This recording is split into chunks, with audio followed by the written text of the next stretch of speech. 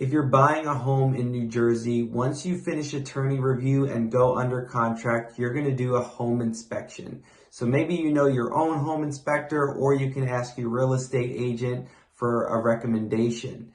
So you're going to go to the house with the inspector and your agent. It's going to take about 2 hours or so, depending on the size of the house. And they're looking at the whole entire house.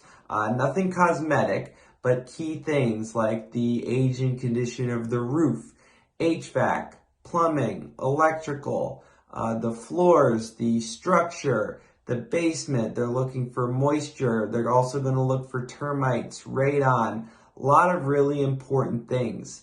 And not all of it is stuff that you need to immediately address. A lot of it is really maintenance items. It's good to learn about the house and how it works. You should hold on to that report that you get. I still refer back to mine from time to time. It'll give you a lot of tips, seasonal things that you should be doing just as far as the upkeep of the home. So it's really important that you attend the inspection, that you're following the inspector around, listening and learning. There's so much to learn.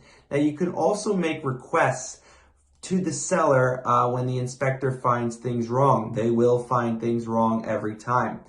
So don't be shocked. It's going to be a big report, whole lot of stuff. Not everything needs to be done right away, but there are some things you can ask for. Now remember, you can't ask for things based on age alone.